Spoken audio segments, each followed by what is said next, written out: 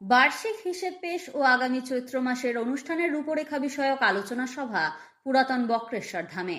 বীরভূম জেলার মানচিত্রে যে সমস্ত ধর্মীয় প্রতিষ্ঠান রয়েছে তার অন্যতম বীরভূম জেলার লোকপুর থানার পুরাতন বক্রেশ্বর ধাম। এখানে মন্দির ঢোকার মুখে দুই পাশে রয়েছে সারিবদ্ধ গাছ। মন্দির চত্বরে বটবৃক্ষের তলায় রয়েছে অষ্টাবক্র মুনির সাধনস্থল, রয়েছে উষ্ণপ্রস্রবণ, শ্মশান ভূমি, কালী মন্দির, শিব মন্দির। চারিদিকে সুউচ্চ গাছে ঢাকা মনোরম পরিবেশ। সময়ে সময়ে শোনা যায় পাখির কলতান। প্রত্যেক বছর চৈত্র মাসে পুরাতন বক্রেশ্বর উন্নয়ন সমিতি ও ভক্ত সংঘের আয়োজনে পুরাতন বক্রেশ্বর ধামে নানান ধর্মীয় অনুষ্ঠানের আয়োজনের মধ্য দিয়ে হাজার হাজার ভক্ত সেবার আয়োজন করা হয়। গত ফাল্গুন মাসের 2 তারিখ পুরাতন বক্রেশ্বরের অধ্যক্ষ শ্রীদামানন্দ সরস্বতী মহারাজ ইহলোক ছেড়ে অমৃতলোকে পাড়ি দিয়েছেন। প্রয়াত শ্রীদামানন্দ সরস্বতী মহারাজের অনুপস্থিতিতে এদিন 25শে ডিসেম্বর আজকের দিনে পুরাতন বক্রেশ্বর উন্নয়ন সমিতি ও ভক্ত সংঘের সদস্যদের এবং হাজারো ভক্তের উপস্থিতিতে বিগত চৈত্র মাসের বার্ষিক অনুষ্ঠানের জমা খরচ ও আগামী চৈত্র মাসের বার্ষিক অনুষ্ঠানের রূপরেখা বিষয়ক আলোচনা করা হলো। এদিন 25শে ডিসেম্বর ভক্তিগীতি ও উপস্থিত বিশিষ্টজনেরা তাদের নিজ নিজ বক্তব্য পেশ করলেন।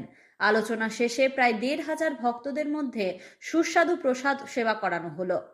উপস্থিত ছিলেন বক্রেশ্বর উন্নয়ন সমিতির সভাপতি মুক্তিপদ মণ্ডল, সহসভাপতি বিকাশ ঘোষ, কোষাধ্যক্ষ প্রদীপ দত্ত ছাড়াও অন্যান্য সদস্যরা ও ভক্তরা।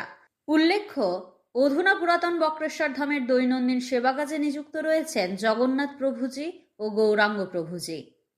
25শে ডিসেম্বর পুরাতন বক্রেশ্বর ধামে এই দিনটিতে বনমহোৎসবের সঙ্গে এখানে বার্ষিক যে কর্মসূচি তার পর্যালোচনা হয় এবং বিভিন্ন জন এইখানের উন্নয়ন ইত্যাদি ব্যাপারে বক্তব্য তুলে ধরেন। স্বামী শ্রীদামানন্দজি এই অনুষ্ঠানটির সূচনা করে গিয়েছিলেন। এখন পুরাতন বক্রেশ্বর উন্নয়ন সমিতি ও ভক্ত সংঘ তার সৃষ্টি এই দিনটিকে উদযাপন করে চলেছে।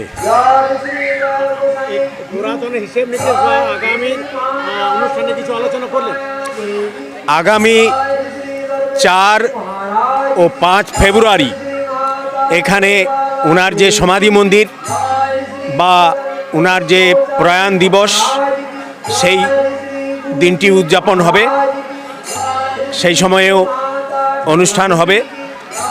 আজকের দিনে নাম সংকীর্তন গান এবং প্রায় 1,500 লোক এখানে সেবা প্রসাদ পেলেন। চৈত্র মাসে অমাবস্যায় এখানে বাৎসরিক উৎসব অনুষ্ঠিত হয়। সেই সময়ে শ্রী শ্রী মায়ের পূজা, লীলা কীর্তন, অখণ্ড নাম কীর্তন ইত্যাদি অনুষ্ঠান হয়ে থাকে এবং 10-12 হাজার লোকের সেবা প্রসাদের ব্যবস্থা থাকে। আমি শ্রী মুক্তিপদ মণ্ডল, অবসরপ্রাপ্ত শিক্ষক, এই আশ্রমের অন্যতম একজন অনুরাগী। আমি দীর্ঘ 5 বছর ধরে আসছি এখানে এসে খুব অনুষ্ঠানটা খুব ভালোই লাগে। সবাই প্রত্যেকের সঙ্গে দেখাশোনা হয়, অনেক আলাপ আলোচনা হয় সবার সঙ্গে এরকম। তারপরে এই বছর প্রতি বছর এই 25শে ডিসেম্বর একটা বাৎসরিক অনুষ্ঠান হয়। আগামী চৈত মাসে যে পরিকল্পনা হবে সেই পরিকল্পনা শুধু এখানে ঘোষণা হয় এখানে। আর এই সকাল থেকে যে এসছে সব যারা এসেছেন এখানে তাদের গান বাজনা অনুষ্ঠান হচ্ছে, মানে ঠাকুর দেবতার সম্পর্কে কিছু বলা হচ্ছে, কিভাবে কি হয় এরকম। পরিবেশটা খুব সুন্দর। আমার নাম পুষ্পিতা রায়, বাঁদি। খুব ভালো। মা মাসিমণি বাড়ি সবাই এসছে।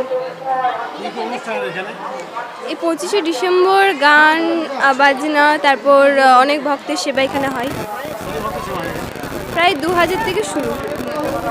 হ্যাঁ, আরো বেশি।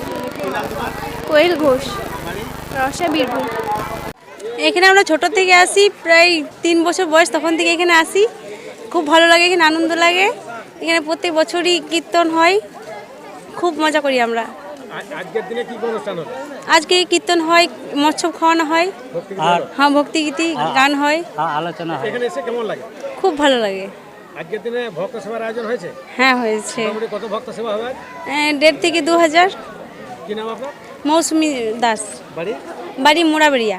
লোকপুর থানার পুরাতন বক্রেশ্বর থেকে বিপিন পালের রিপোর্ট, বাংলা MM নিউজ।